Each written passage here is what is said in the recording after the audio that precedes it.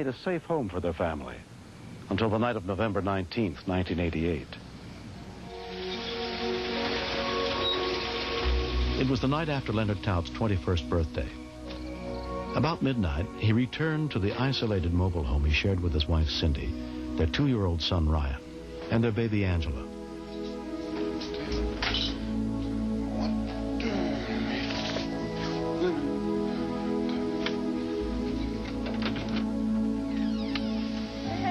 Hi, Angela. Daddy's home, honey. Hi, baby. Hi. Yes. Sleep tight.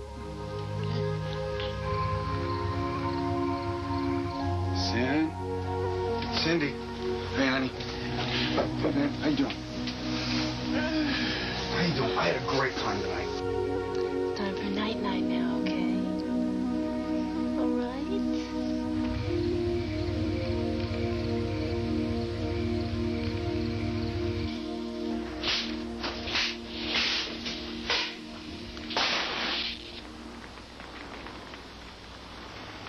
About 12:20 a.m., the electricity shorted out, shutting down the trailer's smoke detector.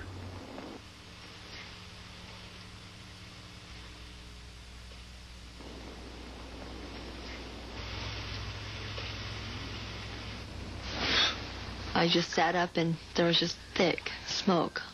Leonard! And so I screamed for Leonard to wake up. It was just like dark clouds, real thick. Break the window. Leonard went for Angela's bedroom, which was a couple of doors down, about 10, 12 feet down from our bedroom door. I could just feel my heart pounding. I just knew I had to do it, and I did it.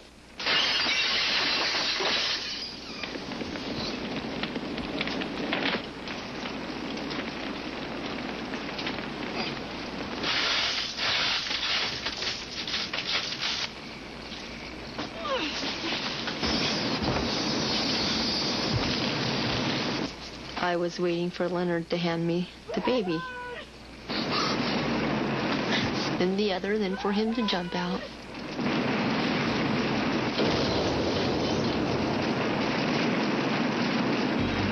When we continue, the baby quit crying, and I thought she died. I really did.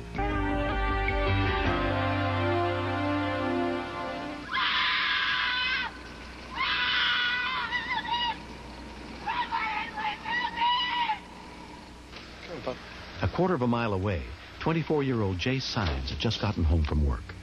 I was putting Nick, my pup, in his kennel.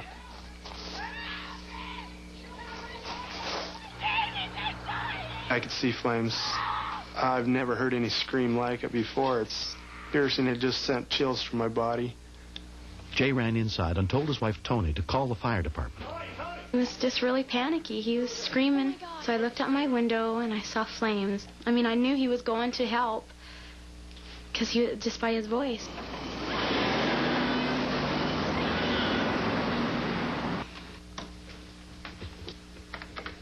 The St. Mary's All-Volunteer Fire Department was immediately dispatched through their pager network.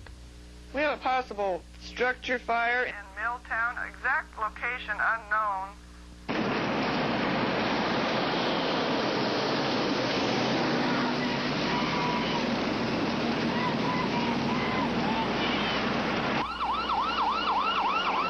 Local police were also sent to the scene.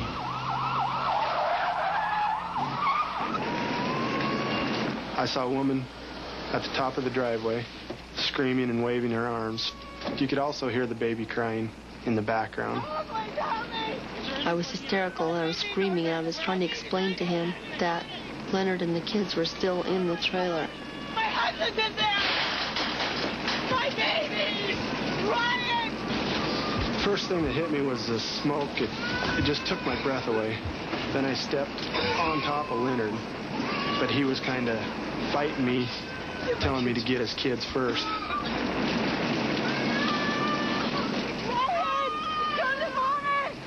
The baby was right by the window, but I couldn't find her. The little boy didn't say a word. He just grabbed onto me, and I handed him out. Come to Mama! Oh, God, Frank! Okay, honey.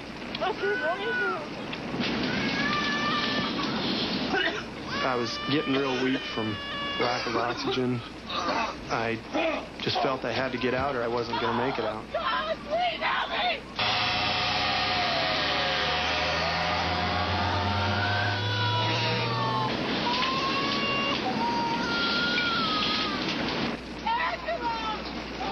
Another neighbor who ran to help was quickly overwhelmed by the toxic fumes pouring from the trailer.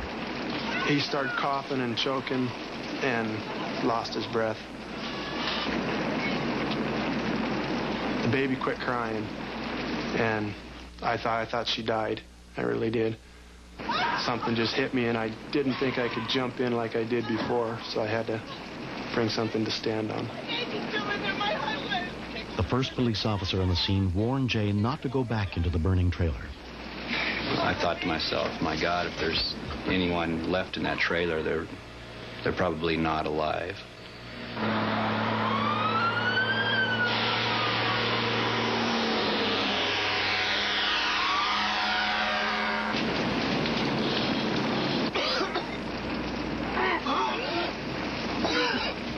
Give me your flashlight now! Angela! Flashlight!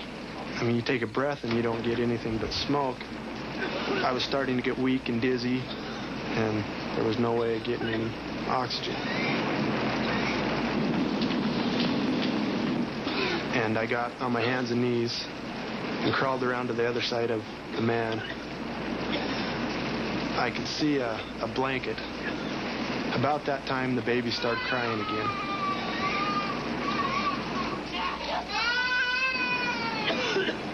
Oh, Angela! Oh, my baby!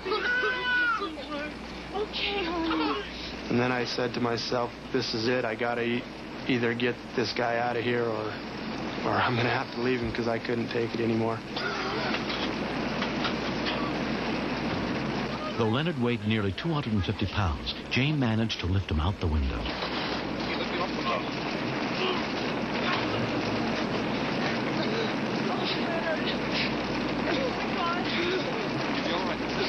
He was hardly breathing. I mean, his color was gone. He was black from smoke. My first thought was, we need to get Leonard to the hospital. He looked really bad. I don't know what kept me going. The baby was a big factor. When she stopped crying, that really did something to me. That was the reason I went in the second time.